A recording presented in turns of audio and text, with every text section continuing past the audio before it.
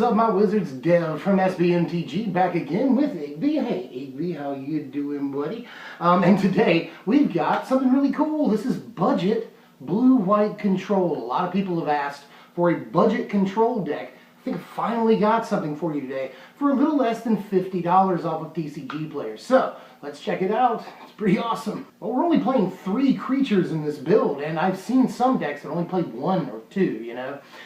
But this is the premier thing that all these blue-white control decks are playing, and they're not playing Jace. Obviously, this is a budget deck, half a copy of Jace, which is blow the budget out of the water. So what are we doing? We're playing 2 copies of Halimar Tidecaller. I have liked this since the first time I saw it. In this deck, it's particularly awesome. We're playing 8 copies of cards with Awaken. We're really just playing 2 different cards, but 8 copies of them. And Halimar Tidecaller is just like, it's sort of a mini, you know, Snapcaster Mage, and it does something that Jace sort of does too, you know. So especially in a budget build, it's really good. Now, I don't know really why the blue-white control decks, the real ones that I've seen, the competitive ones, don't play Jace. I haven't found an explanation for that, but hardly any of them play Jace. They almost always go, however, with Halimar Tidecaller. Now, again, perfect for a budget build, and just everything that it does is crazy. It's going to get our 2 most important cards back, and in a way put threats on the table other than itself. The card is really good.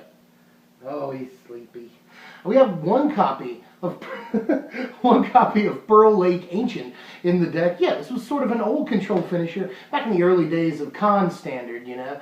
Still legal to play, so, and it's only like 75 cents, still a perfectly valid control finisher. Now, you wouldn't think that you know, save ability on him would play well with a lot of cards with Awakening, but it sort of does. You know, we got 28 lands in this deck because we are a dedicated control deck. So if you paid 7 for it, we can usually return 3 lands to our hand. And at that point, if we've got this guy on the board, we actually really don't care about our Awaken lands that much. But in a lot of the builds I've seen, there's only like 1 copy of Halimar Tidecaller, and then the rest you just sort of rely on your Awaken lands to do the rest of the work for you. So you don't even need to play this 1 Pearl Lake Ancient.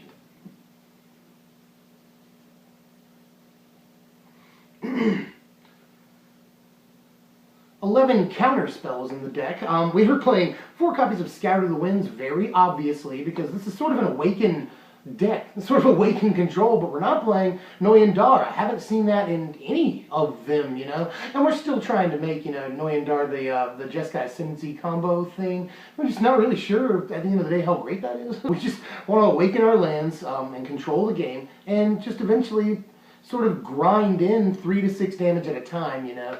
One writer that I saw, I think it was on Star City, he compared the deck sort of to old-timey draw-go that used to play Stalking Stones. This thing I'm going to put up on the screen somewhere right here. Like the only creature the deck played, and just late game when it established control, it could turn on Stalking Stones and put the opponent on a clock. That's sort of the same principle that we're utilizing here, except that our Stalking Stones counter spells and blows creatures up. Like, that's a pretty cool and sound strategy for a control deck, and Scatter the Winds is actually very, very good.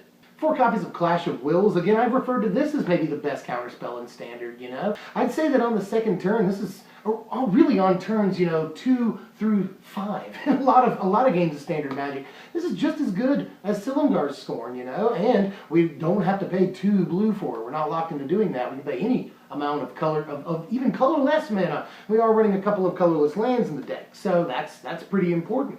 All in all, though, this will almost always just counter their 2-drop. It's very consistent in doing that, even their 3-drop, you know, and that's just very important for a control deck. And a card like this is really good right now, where so much of the format is just about playing on curve. 3 one-of counter spells in this deck to sort of finish off the counterspell suit. 1 copy of Horribly Awry, 1 copy of Negate, and 1 copy of Disdainful Stroke in this particular build. Often you'll see a 2 of any of these, and then the other one sort of left in the sideboard, you know. 2 Disdainful Stroke in the main, and then 1 Negate in the sideboard I've seen an awful lot of.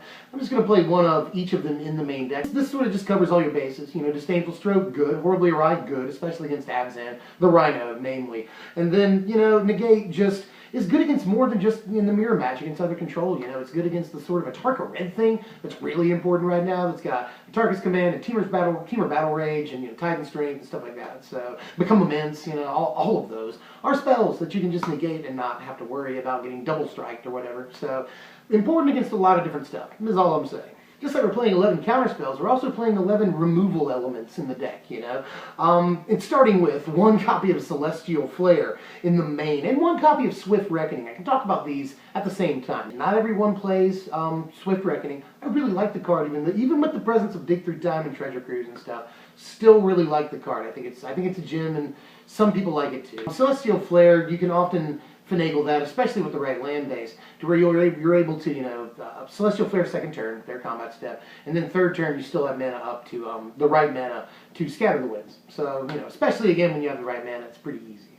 So, yeah, both these cards go in the deck.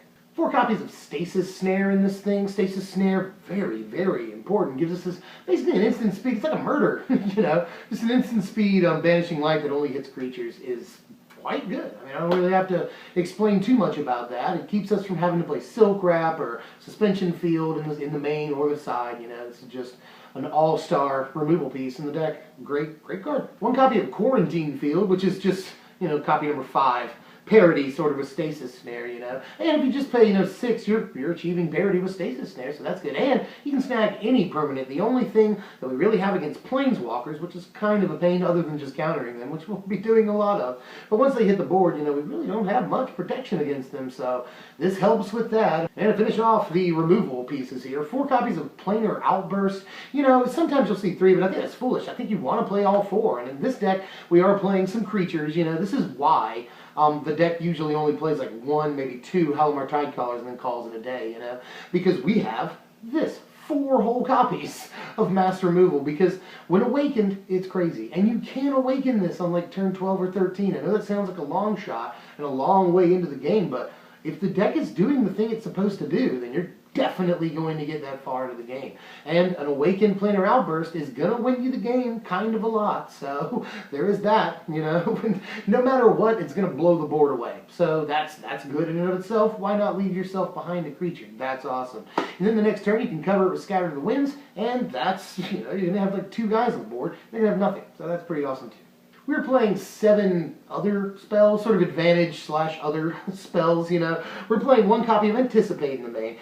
I like this. You know, I always have. It's sort of costed to where in the mid-game you can do something, like counter something or Stasis Snare something, and still afford to, at the end of their turn, anticipate and sort of dig. Or it's costed to where in the mid-game you can anticipate if you don't have a counter spell in your hand, for a counter spell, you know. Put Anticipate on the stack above their thing, and then, just for newer players, put Anticipate on the stack above their spell, and then dig for your counter spell. If you find it, you can then put your counter spell on the stack above their thing, so essentially. So that's awesome. To basically be able to dig for a response at instant speed is always good, and Anticipate is perfect for that, and it's costed very well too. We're playing 2 copies of Ojutai's Command in the deck. Ojutai's Command is sweet, even if we can't really hit any of our creatures with that first thing, which is, you know, you see it hit Jace, you see it hit Soulfire Grandmaster, and a couple of other things. We're not using that ability at all, but it's still important to sort of help against aggro on the 4th turn, if we can make it that far against some of these aggro decks in the format, but we should, especially, you know, game 2 and 3 will be fine against aggro.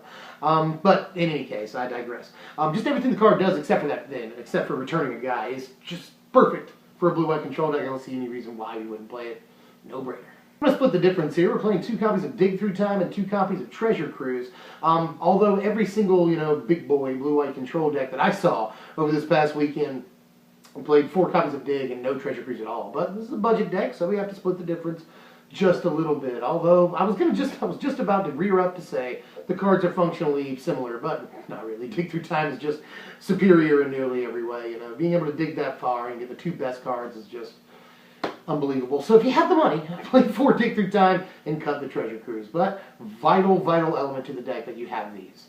28 lands in the deck. Now, in a lot of these builds, I've seen 4 copies of Blighted Cataract, even at the top level, you know. But in testing, I didn't really like that, you know. Of course, if you have the money, Prairie, Stream, and Flooded Strand absolutely have to be added to this deck, you know, just for consistency purposes. Especially Prairie Stream and Flooded Strand is great because we're trying to dig through time. It really helps with that. That's why we're playing Evolving Wilds instead. But if you've got them, Flooded Strands every day, Prairie Stream for both of them, yes. Here's a sideboard right here, which really won't cost you that much more, you know. All things considered, this is a very, very cheap sideboard.